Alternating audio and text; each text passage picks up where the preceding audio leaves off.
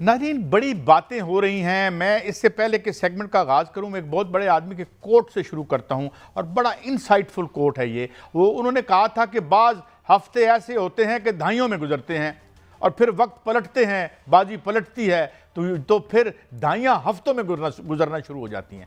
آخر ایسا کیا ہوا کہ 3-4 مہینے پہلے تک کوئی سوچ بھی نہیں سکتا تھا کہ جناب پاناما پر امریکہ قبضہ کر لے گا یا جو کینیڈا ہے وہ اس کا صوبہ بن جائے گا. کل میں ایک رپورٹ پڑھ رہا تھا, آرٹیکل پڑھ رہا تھا کہ ایون جو اس کی سٹیٹس ہیں وہ فیڈریشن کے ساتھ ایک پیج پہ نہیں ہے, وہ ڈائریکٹ ٹرمپ کے ساتھ بات کر رہے ہیں. اور آج کینیڈا کی بلکنائزیشن کی لمحہ میں کیا قیامت آ گئی ہے. میں تھوڑا سا میاں صاحب اس پہ آپ کو بیک گراؤنڈر دے کے آپ کی طرف آتا ہوں, ذرا سنیے گا. معاملہ کیا ہے؟ معاملہ یہ ہے کہ امریکہ ایک لاغر ہوتا ہوا امپیریلزم ہے. 1985 میں یہ دنیا کی ٹوٹل پیداوار کا 34% پیدا کرتا تھا, آج یہ 36% پیدا کرتا ہے اور چائنا 30% سے اوپر چلا گیا ہے. ان کو ہاتھ پیر پڑ گئے ہیں اور امریکن رولنگ کلاس میں جو ایلیٹ ہے اس میں ایک لڑائی ہو رہی ہے. ایک حصے کو لیڈ ظاہر ہے یہ کر رہے ہیں جو کامیاب ہو گئے ہیں جناب قبلہ ٹرمپ صاحب, دوسرا حصہ بائیڈن کے پیچھے تھا وہ ہار گیا. اب یہ کہتے ہیں کہ ہم یہ جو سلائیڈ, ساتھ یہ بھی غور فرمائیے کہ جو ریزرو کرنسی کا معاملہ تھا جو کہ آج سے 10-20 سال پہلے 70-80% امریکہ ڈالر تھا وہ اب تقریباً 59% پہ آ گیا ہے. تو یہ جو خوف نے دامن گیر ہوا ہے کہ ہم اس راٹ کو, اس زوال کو اریسٹ کیسے کریں.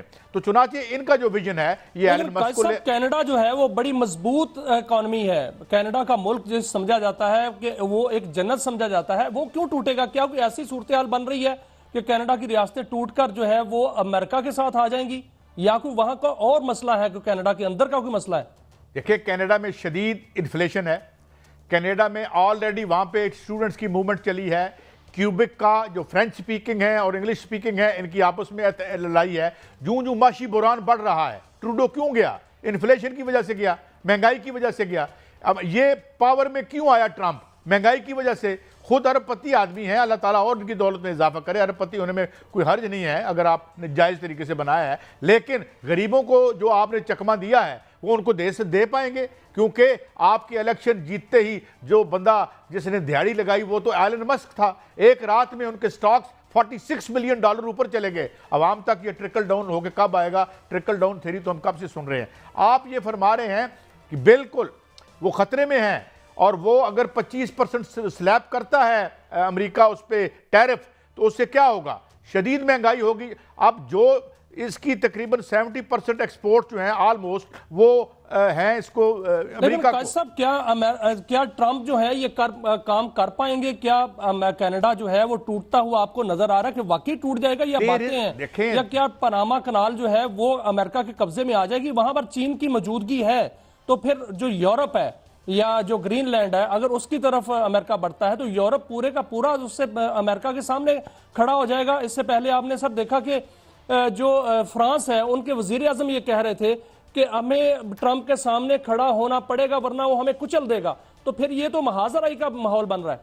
لیکن جو گفتگو ہوئی ہے 1.5-2 گھنٹے اس وقت شی جن پنگ کی اور ولادیمیر پیوٹن کی, وہ ظاہر اسی حوالے سے ہے.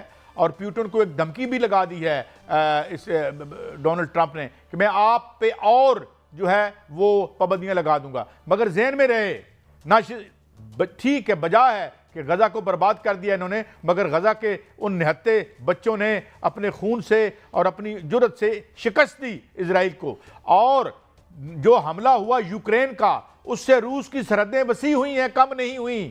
کریمیا پہ پہلے ہی اس کا قبضہ تھا. اب باقی پھر صاحب میرا یہی سوال ہے, آپ سے تاکہ ناظرین جو ہیں وہ اچھی طرح جان سکیں کہ کیا روس اور چین ٹرمپ کی دھمکی میں آ جائیں گے اور کیا روس جو ہے وہ جنگ بندی کرنے کے بعد وہ علاقے چھوڑ دے گا جو قبضہ کیا اس نے؟ Never, I don't think so. میں بہت ہی حیران ہوں گا, میں ششدر رہ جاؤں گا اگر ایسی بات ہوئی تو. وہ 1 انچ بھی نہیں دے گا وہ, بلکہ جو اس نے اور قبضہ یعنی کریمیا تو آلریڈی اس کے پاس ہے, جو اور اس نے کیا اس کو بھی وہ ریٹین کرے گا. اور یہ جو نیٹو کی توثیق, اب نیٹو سے تو خود لڑائی ہوگی ان کی.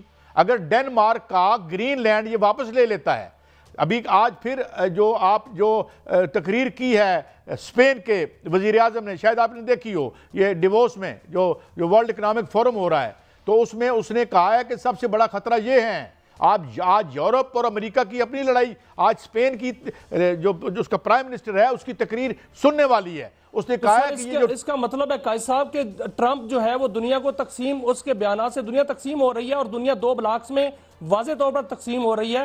روس اور چائنا جو ہے وہ مل کر برکس کا بلاک جو ہے وہ مضبوط بنا لیں گے. اگر اس میں یورپ بھی آ جاتا ہے، یورپ کا کوئی ملک آ جاتا ہے، یورپی یونین اس میں آ جاتی ہے اس طرح کے بیانات کے بعد، تو پھر تو ایک مضبوط ترین اتحاد جو ہے وہ امریکہ کے خلاف کھڑا ہو جائے گا. دیکھیں آج اس نے ایلن مسک کے خلاف بیان دیا ہے، اسپینش پرائم منسٹر نے. اس کے ایگزیکٹ لفظ ہیں کہ ٹیک بلینر، یہ ٹیکنالوجی کے، یہ جو ایکس کا مالک ہے، یہ جو فیس بک کے مالک ہیں، ان سے دنیا کو خطرہ ہے، اور دنیا کو ہی نہیں جمہوریت کو خطرہ ہے.